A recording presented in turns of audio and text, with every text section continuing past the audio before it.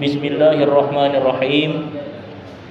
Assalamualaikum warahmatullahi wabarakatuh. Alhamdulillah, alhamdulillahilladzi hadana li hadza wa ma kunna linahtadiya laula an hadanallah.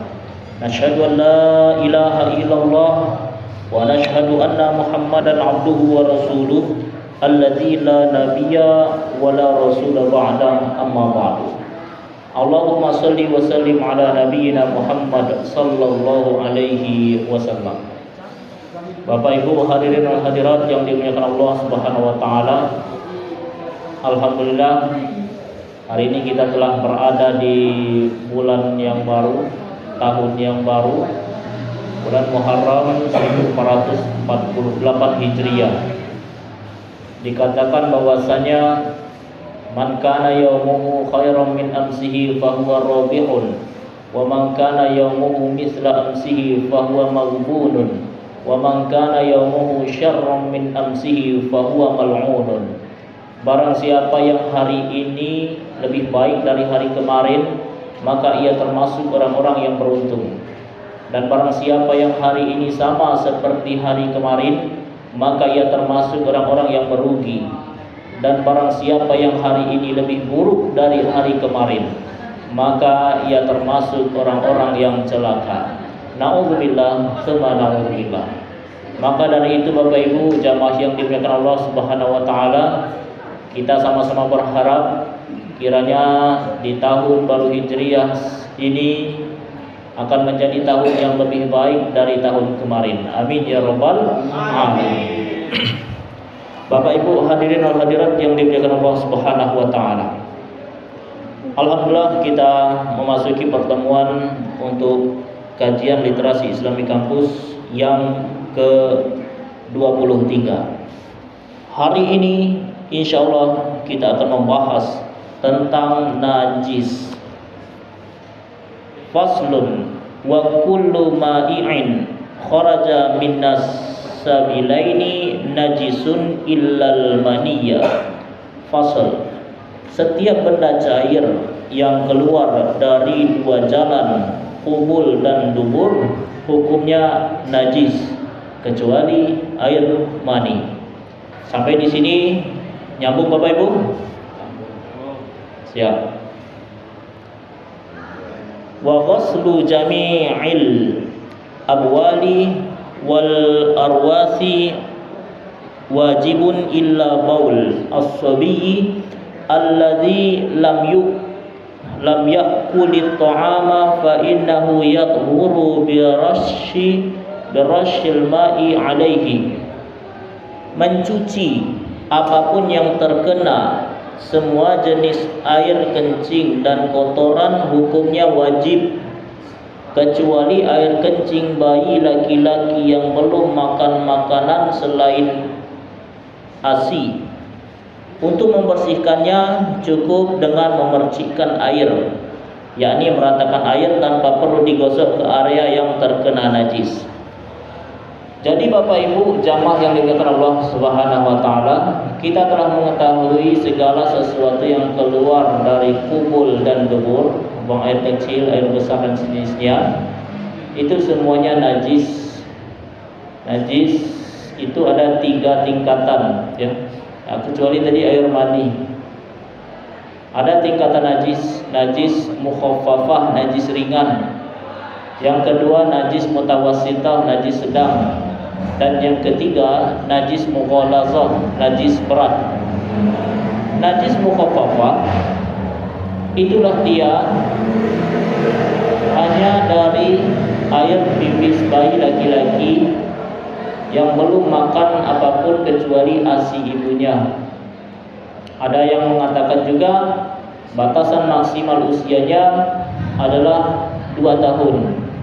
Lewat dari 2 tahun, walaupun dia masih juga belum makan apapun kecuali ASI ibunya, maka status kenajisan dari air pipisnya itu naik menjadi mutawassithah. Jadi mutawasitah ini mayoritas najis yang ada di muka bumi ini, itulah dia najis mutawasitah, harus dicuci. Di bawah itu mukhaffafah, najis dari pipisnya bayi laki-laki yang belum minum atau makan apapun kecuali ASI. Sedangkan najis mughalazah itulah dia dari bubuk dan babi. Baik, sampai di sini masih nyambung Bapak Ibu? Baik. Lalu bagaimana kalau seandainya bayi laki-laki ini tadi ternyata dia pernah minum susu formula? Ini kan tidak makan. Apakah ketika dia pipis kena pakaian kita lantas harus dipercikan saja atau harus dicuci?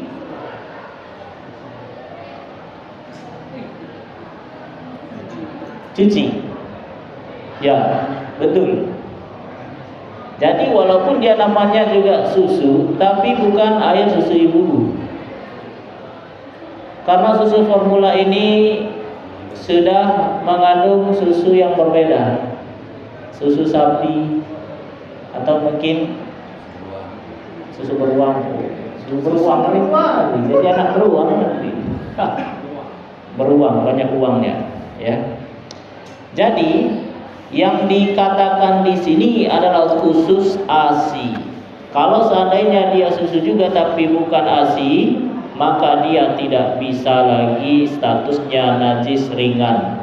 Naik dia menjadi najis sedang, di mana ketika kena pipis pakaian kita dari bayi laki-laki tersebut, perlakuannya tidak lagi cukup dengan dipercikkan air, tapi sudah harus dicuci. Tapi tak perlu sampai pakai tanah 7 kali, tidak. Dia bukan najis berat, tapi najis sedang. Dan rata-rata najis itu adalah najis sedang. Lalu bagaimana kalau seandainya bayi tadi dia pernah ditahnik misalkan? Tahnik tahu Bapak Ibu ya? Tahnik itu ketika bayi laki-laki lahir atau perempuan lahir, ada anjuran sunnah di mana digigit kurma, dibasahin pakai mulut orang tuanya atau mulut orang yang soleh, yang alim. Kemudian kurma tadi kan lembab, diambil pakai jarinya steril dulu gitu ya. Kemudian ditempelkan di langit-langit bayi tadi saat dia baru saja dilahirkan, ya, saat baru lahir. Ditempelkan ke atas sana, kemudian dia dicap, ya, dicap kayak gitu ya, kan terasa manisnya, ya. Itu namanya tahnik. Lah bagaimana kalau seandainya dia sudah pernah ditahnik? Maka kalau ditahnik ini tidak merubah status kenajisannya.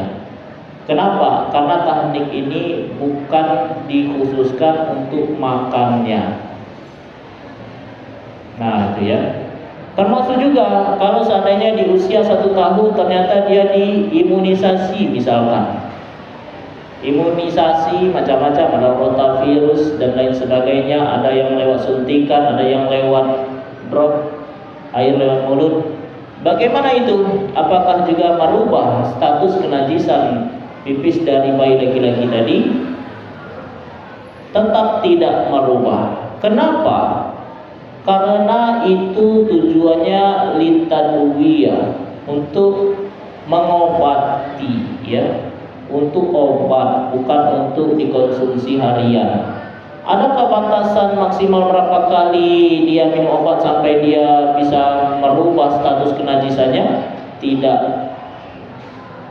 Nah, kecuali kalau sudah sampai usia 2 tahunan, 2 tahun kalender Hijriah, Bapak Ibu, ya. Maka selagi tidak ada yang dia konsumsi, tentu di sini kita harus yakin ya Bapak Ibu, ya. Karena kadang kan anak ini kan dibawa 1 tahun nggak bisa tinggal sama nenek kakek misalkan, rupanya di tempat nenek kakek ini disuapin lah bubur misalkan. Ini kan tentu harus tetap dalam pengawasan kita, ya. Dalam pengawasan kita, tahu kita apa yang ia makan, apa yang ia minum, yakin kita bahwasanya tak ada yang masuk kecuali ASI. maka boleh memperlakukan najis tersebut dengan cara cukup dipercik karena dia statusnya najis sedang. Bagaimana kalau perempuan, anak bayi perempuan? Anak bayi perempuan sejak dia lahir langsung otomatis pipisnya najis mutawasithah, najis sedang. Tidak seperti laki-laki tadi. Artinya apa? Kalau kena pipis bayi perempuan walaupun baru 5 bulan, misalkan ASI dia yang minum ya, maka perlakuannya harus dicuci pakaian tadi, tak cukup dipercikkan air. Loh, kenapa kok beda? Karena zaman dulu Bapak Ibu, anak bayi laki-laki ini suka diangkat-angkat, dipindah-pindah tangan dan lain sebagainya, sehingga ketika dia buang air kecil itu kadang mercinya kemana-mana. Beda dengan perempuan. Bayi perempuan kalau pipis biasanya fokus di sana. Nah, mungkin faktor anatomi juga. Nah, itu ya, faktor anatominya juga, sehingga cukup sulit membersihkan najisnya kalau setiap percikan itu harus dicuci. Nah, sehingga rukhsah atau keringanan khusus yang bayi laki-laki cukup dipercikkan air. Dipercikkan itu ya ini kain, kasihkan air sana, percikan, nggak perlu cuci lagi. Syaratnya aja, ibaratnya kayak itu ya. Kemudian Bapak Ibu jamaah yang dimuliakan Allah Subhanahu wa taala, dalam sebuah penelitian juga urin dari bayi laki-laki dan perempuan itu berbeda. Lebih banyak bakterinya itu yang perempuan. Wallahu a'lam. Jadi dari segi perlakuannya pun juga pada akhirnya berbeda. Tapi kalau seandainya sudah ada makan ini itu ya, belum genap usia 2 tahun, maka otomatis berubah menjadi najis sedang. Sampai di sini apakah ada yang ingin didiskusikan, ditanyakan Bapak Ibu? Gus?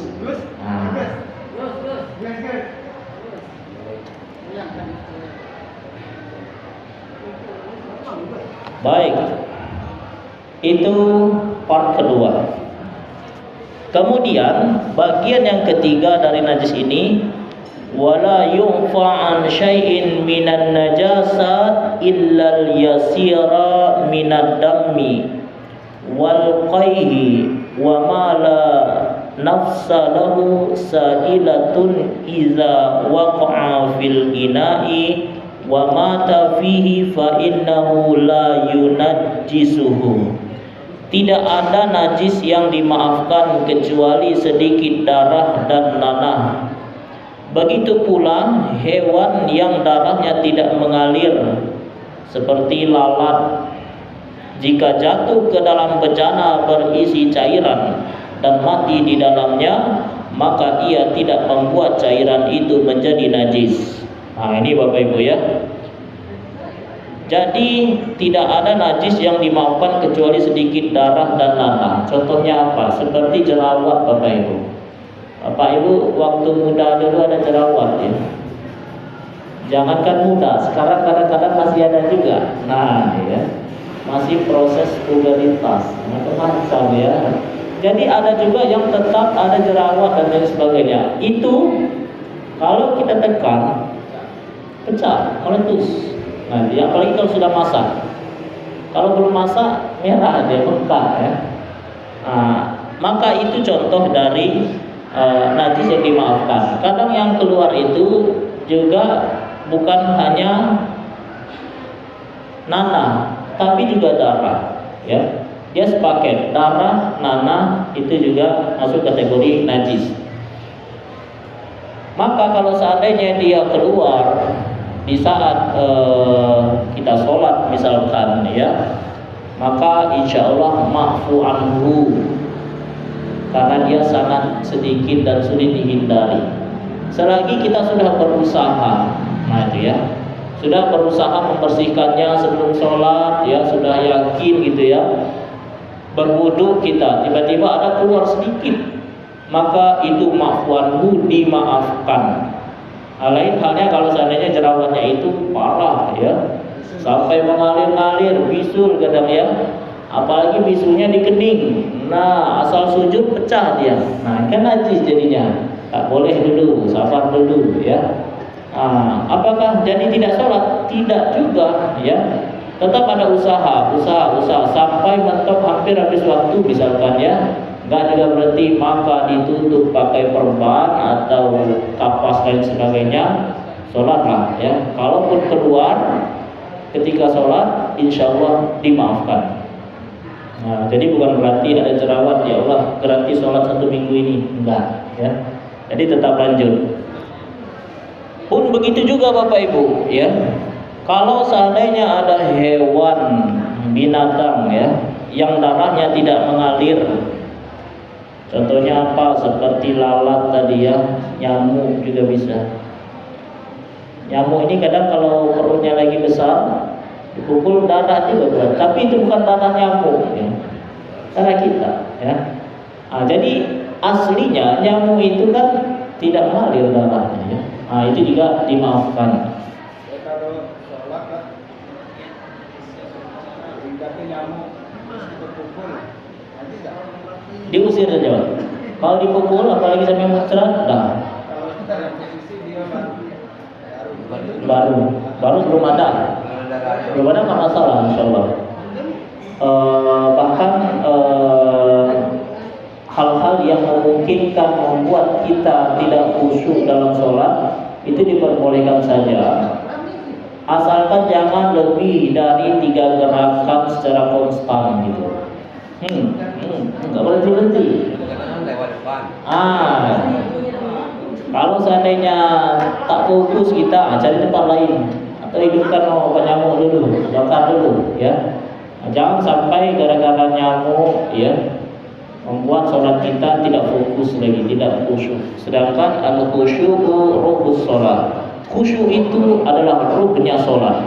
Nah ya, bagaimana sholat tapi tidak ada kekhusyukan, maka sholat itu tak bisa memberikan dampak yang baik bagi kehidupan kita. Makanya ada yang sholat masih maksiat, ada yang sholat masih korupsi dan lain sebagainya.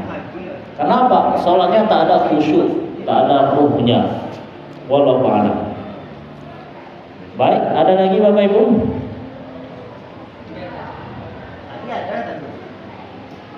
Siap.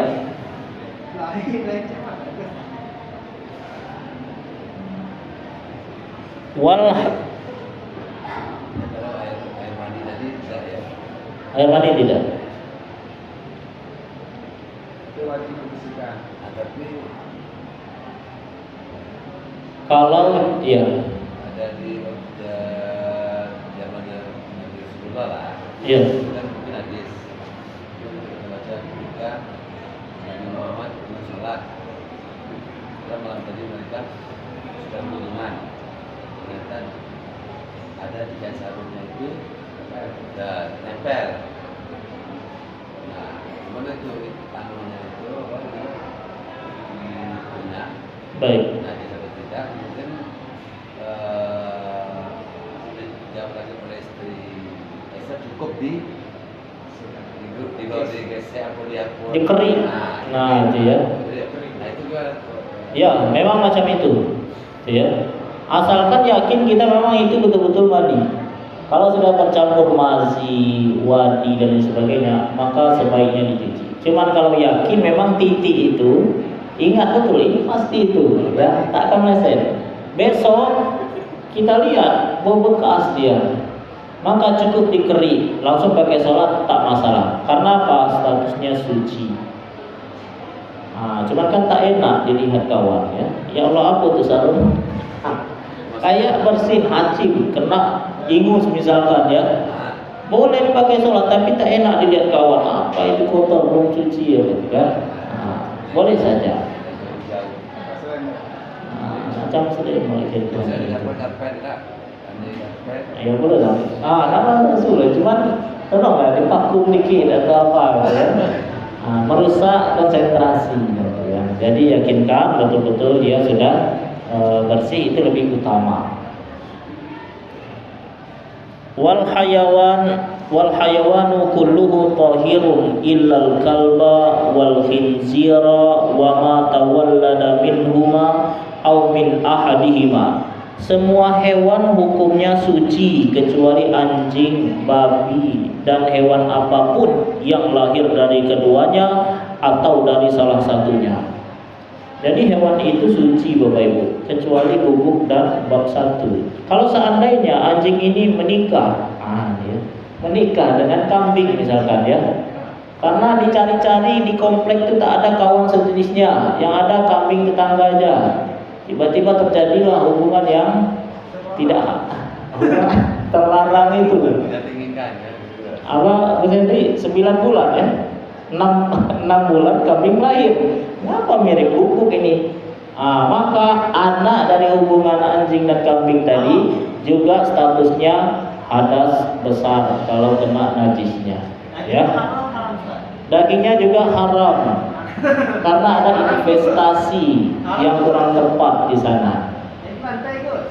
Kalau seandainya kebalikannya, kambing misalkan ya, dicarinya nggak ada kambing lain yang cocok dengan dia, tiba-tiba ada bubuk lewat.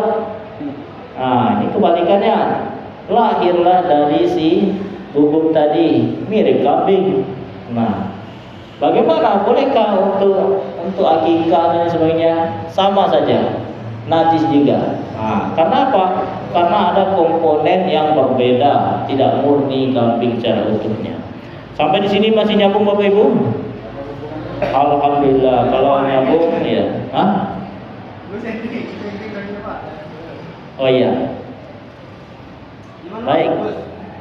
Dalam hubungan juga.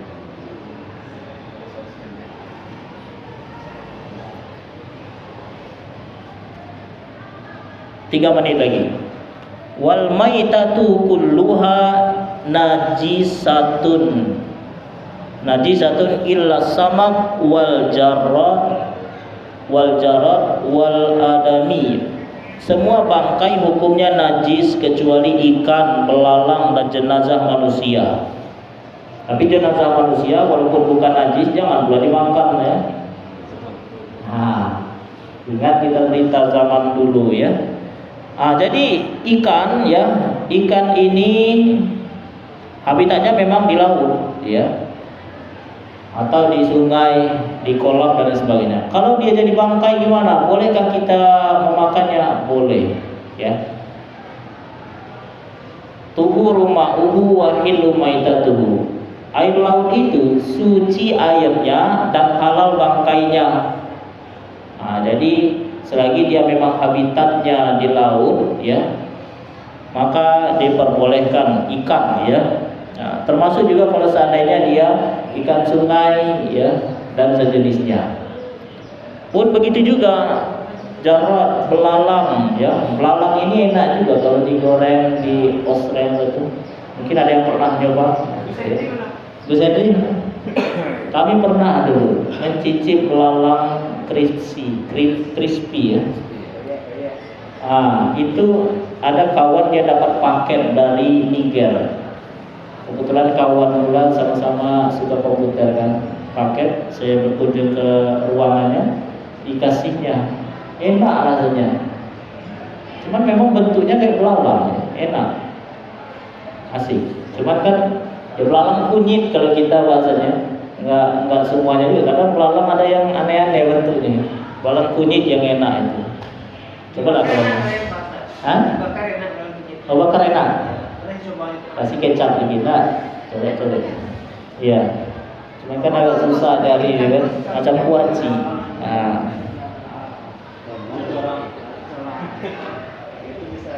Ustaz, ini Ustaz nanya ini apa namanya itu, ada pendapat tentang hewan seperti hewan memakan kotoran. Nah itu ada mengatakan tidak dibolehkan, ada yang boleh. Itu gimana? Hewan memang dia halal, tetapi dia statusnya makan kotoran. Iya. Contoh kayak gini, ada satu lagi kalau di Arab ya, itu keledai.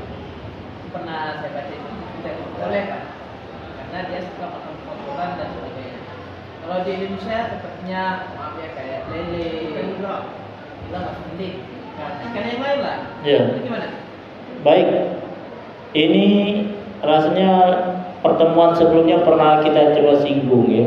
Cuman boleh kita coba ingat-ingat juga kalau masih ingat ya. Jadi kalau seandainya dagingnya itu sampai sudah berubah warnanya, berubah aromanya ya, itu coba dikarantina. Seingat kemarin itu sekitar 1 atau 3 hari itu kasih makanan yang halal. Kalau sudah berubah dia, maka boleh kita konsumsi. Cuma kalau tak ada perubahan, memang pas makan itu terbayang itu langsung ya, jangan. Kenapa? Karena kotoran itu kan juga ada ininya juga, apa itu? Batas toleransinya juga, termasuk pur dan lain sebagainya. Kadang-kadang itu juga sudah bercampur macam-macam. Jadi seperti itu. Kalau seandainya sudah kira-kira steril, normal, ibarat itu kayak di karantina, ya, maka sudah diperbolehkan. Baik. Kecuali tidak tahu. Kecuali tidak tahu betul. Beli ikan lele di pasar, kan ikan lele itu sudah orang itu biasanya kan tidak dikasih air lagi. Di waktu di pasar kan kita jual. Ada itu beli siang. Iya. Tidak tahu. Ya, khususnya di pasar ya. Pasar ini makanya kita harus selektif juga memilih pedagang ya. Jadi kalau kira-kira kita tahu dia orangnya jujur, amanah, pilihlah ya. Amal kita masalah ya. Cuma kalau seandainya meragukan, apalagi banting harga karena ini nggak tahu kita sebabnya, boleh kita agak waspada. Kecuali kalau memang sama sekali tidak tahu lah dimakan kenyang, tak masalah ya. Baik, ada lagi Bapak Ibu? Cukup? Alhamdulillah. Baik Bapak Ibu jamaah yang dimuliakan Allah Subhanahu wa taala. Insyaallah kita masih akan tetap melanjutkan materi ini kalau tidak ada halangan besok terkait najis lagi karena agak panjang sedikit ya. Kita sudahi dengan lafaz hamdalah. Lebih dan kurangnya mohon maaf. Akhirul kalam. Wassalamualaikum warahmatullahi wabarakatuh.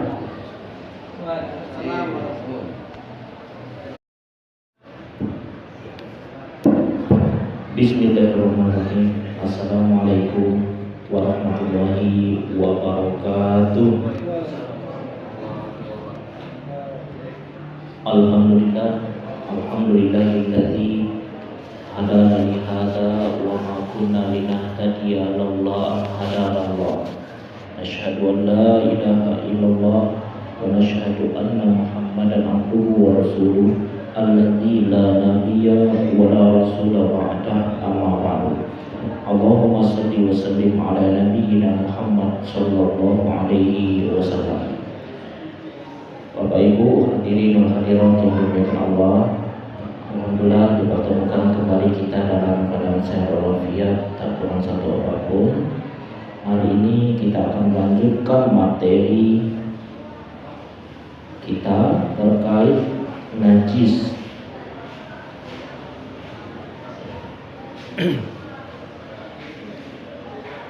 Kemarin kita telah membahas beberapa poin. Di antaranya adalah terkait semua hewan hukumnya suci kecuali anjing, babi, dan hewan apapun yang lahir dari keduanya atau dari salah satunya. Kemudian semua bangkai hukumnya najis kecuali ikan, belalang, dan jenazah manusia. Kemudian sampai di sini kira-kira apakah ada yang ingin didiskusikan Bapak Ibu terkait materi kemarin? Kayak masalah belalang itu kan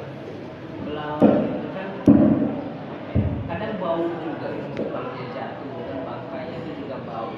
Terus itu dianggap tidak najis. Baik, pertanyaan yang bagus. Belalang kadang-kadang bau, ya. Memang bau belalang itu ya. kalau dia terjatuh dan lain sebagainya. Dia ini tidak najis, kenapa? Karena dia darahnya tak mengalir, sama halnya seperti lalat, seperti nyamuk, capung dan lain sebagainya. Jadi hal-hal yang demikian sifatnya maafu anhu, dimaafkan. Walaupun ada bangkai dalam bau kayak gitu, tidak bisa dibersihkan, bisa disapu gitu. Kalau seandainya dia terjatuh ke dalam air dan sebagainya dan sejadah dan sebagainya, tetap harus dibersihkan. Tapi statusnya itu bukan najis macam bangkai kucing dan lain sebagainya. Kenapa? Karena sirkulasi atau peredaran itu tidak seperti hewan-hewan yang berat dalam tanda kutip. Ya, kalau itu insekta. Insekta, masya Allah. Nah, jadi seperti itu. Bahkan dia halal untuk dimakan. Agak meleset. Nyamuk ada. Nyamuk pun demikian, kecuali kalau nyamuknya habis makan berat. Nah, gembung perutnya itu. Nah, kalau sampai dipukul, mercik darah dan sebagainya, nah itulah dia mulai menjadi najis. Tapi kalau dia belum ada makan dan lain sebagainya, dipukul, dia kena baju kita, dia tidak najis. Karena dia darahnya tidak seperti hewan-hewan yang berat lainnya. Mukhaffaf, ringan, mungkin seperti itu.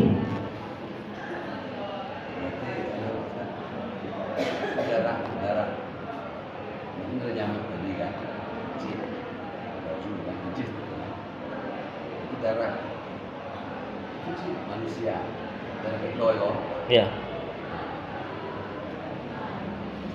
Najis. darah manusia najis. Misalnya kita terluka kan. Terluka. Tapi kita mungkin tidak cuci di waktu sholat. Itu tetap najis dia. Najis, darah nanah hukumnya najis. Kecuali ada yang dimaafkan kalau seandainya dia ada tapi tak mengalir deras, kecil intensitasnya itu, kira-kira kayak jerawat. Manusia punya jerawat pada umumnya ya, khususnya yang bakso kecil Bali misalkan. Pernah muda bakso? Apa langsung?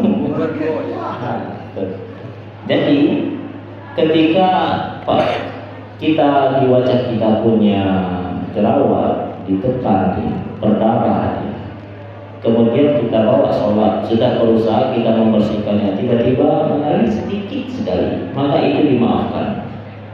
Tapi kalau seandainya ada jerawat yang sangat besar sampai kayak bisul, jerawat batu, pas pula di kening, nah, pas sujud pecah dia, berceceran, maka tak sah kita sholatnya, ya. Jadi jerawat ini atau darah atau nanah ini khusus yang sangat susah untuk dihindari. Dalam sebagai saksi roh itu, sahabat itu lagi sholat tidak kena anak paman, itu darahnya mengalir, tapi tetap sholat. Tidak membatalkan sholat kalau itu memang najis. Kan ada yang bisa tancap panah. Mereka lanjut ke sholat, kan mesti berdarah. Jadi kalau darahnya mengalir, jatuhnya najis. Baik, wallahu a'lam. Perlu cross check lagi terkait riwayatnya.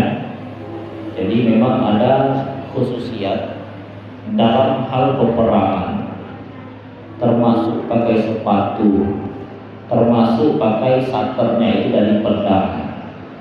Itu kan khusus-khusus dari orang-orang yang berperang. Dan orang-orang yang berperang ini punya kebijakan yang berbeda dengan kita normal, termasuk dengan mewarnai rambut, berbeda dengan para prajurit. Nah, ya, kita kan tak boleh mewarnai rambut yang warna hitam. Warna yang berbeda, warna pink, merah, misalkan is okay. Tapi kalau yang warna hitam tak boleh.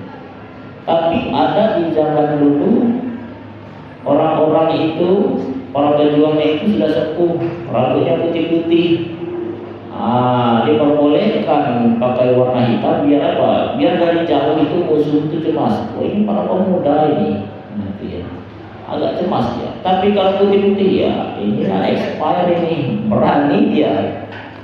Jadi itulah dasarnya. Jadi berbeda-beda kebijakan antara kondisi yang sifatnya darurat seperti sholat, perang maupun dan sejenisnya. Mungkin bisa juga seperti itu. Bahkan orang yang mati syahid pun tak pakai dimandikan, dikatakan pun tidak pakai baju yang berumuran darah, itulah dia sebagai bentuk saksi dia di akhir nanti ia wafat dalam syahid. Oke, Ustaz? Maksudnya ini jamaah kita. Baik, kita lanjutkan Bapak Ibu. Kemudian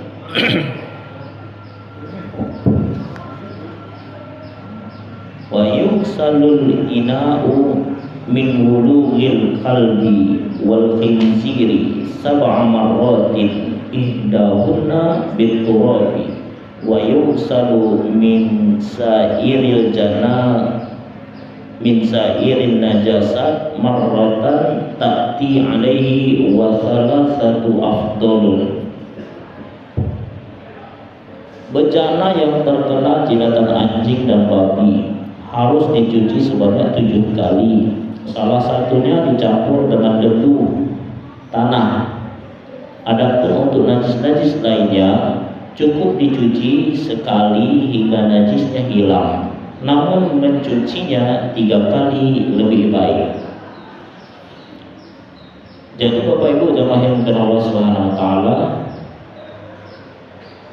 ini kalau seandainya guguk ya menjilat piring kita ya, tahu kita itu bekas dijilatnya, maka di saat itu juga jangan kita pakai dulu, harus disucikan dulu. Tidak bisa dicuci biasa, tetapi harus menggunakan tanah. Lalu bagaimana kalau misalnya kita pakai sabun, tampaknya lebih bersih dan lain sebagainya ya. Jadi mayoritas ulama mengatakan bahwasanya harus tetap pakai tanah walaupun kita punya sabun. Kenapa? Karena di tanah itu ada esensi antibakteri yang tak ditemukan di sabun. Ada juga yang membolehkan pakai sabun sudah terwakili, tapi ini minoritas ulama. Jadi sifatnya ini ta'abbudi, apa yang disuruh itu yang dilakukan. Walaupun zaman sudah semakin canggih, tetap harus berupaya untuk mensucikannya 7 kali, salah satunya dengan tanah. Kapan waktunya menyesuaikan dengan kondisi, mau dicuci yang pertama, kedua, ketiga, keempat, kelima, keenam, jangan ketujuh itu sudah final. Kalau seandainya mau 10 kali nggak masalah, artinya sudah terlampaui. Kalau cuma 5, ini tak bisa, kurang, ya. Pun begitu juga Bapak Ibu, kalau seandainya dia pipis, ya, dia buang hajat, perlakuannya sama juga seperti dijilat tadi. Oh, ini kan bukan dijilat anjing, cuma dipipisin ya, mungkin cuma disiram aja, enggak, ya. Dalam mazhab Syafi'i dia nanti muqallazah.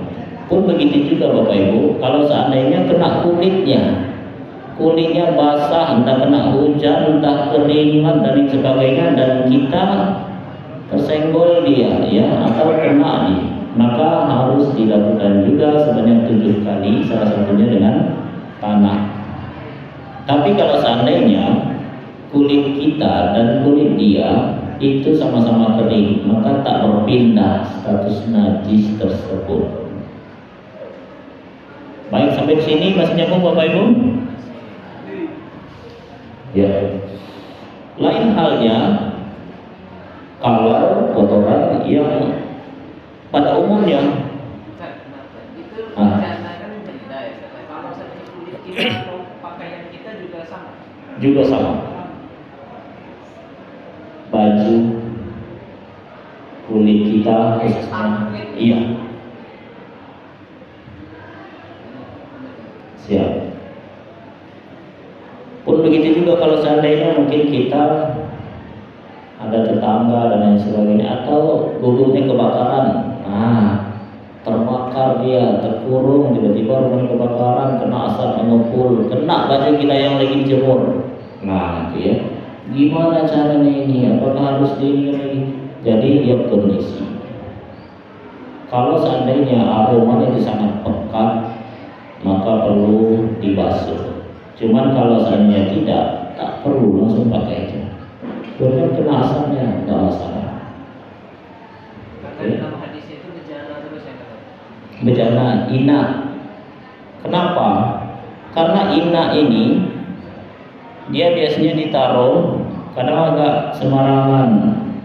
Kadang-kadang ditaruh di luar, kadang ditaruh di mana anjing itu kadang dia suka mencicipi apa yang ada di bekas tempat makan kita. Makanya sebisa mungkin dijaga, jangan sampai ditaruh di luar ruangan, apalagi di pesta dan sebagainya. Jadi berlaku juga untuk pakaian kita, apalagi pakaian kita, ya. Pakaian kita, kulit kita dan sejenisnya. Itu dalam mazhab Syafi'i. Ada juga yang mengatakan tidak najis, ada juga. Iya, dalam mazhab yang berbeda, Hanafi, Maliki, ya. Karena mereka biasanya anjing juga. Iya, untuk menjaga haras, ya, untuk menjaga rumah, kebun, ya, kebun biasanya dipakai itu. Dan itu dia sama-sama hewan yang lain juga, gitu ya, nggak ada perbedaan, kira-kira kayak gitu. Dan sifatnya kenapa ketika itu sampai ada ayatnya, gitu ya, sampai ada ayatnya, yang intinya dia menganggap bahwasanya dalam perspektifnya anjing ini dia makhluk Allah juga, gitu kan. Tapi dengan syarat, gitu ya. Kalau seandainya dia sampai masuk ke dalam, ya, masuk ke dalam ruangan sampai tidur sama kita, kalau seandainya dia pipis dan lain sebagainya, itu harus bersihkan. Cuma kalau seandainya tidak, tak masalah menurut mazhab yang berbeda. Tapi dalam mazhab Syafi'i menyampaikan bahwasanya ini masuk kategori najis mukhalazah, najis yang berat, dan perlakuannya pun juga sama. Termasuk kalau seandainya dia lahir dari hubungan silang dan lain sebagainya, ya. Ternyata anaknya ini ada keturunan anjing juga misalkan, ya, gugu. Maka anaknya kalau menjilat, berjalan dan sebagainya, melakukan juga sama halnya seperti gugu tadi.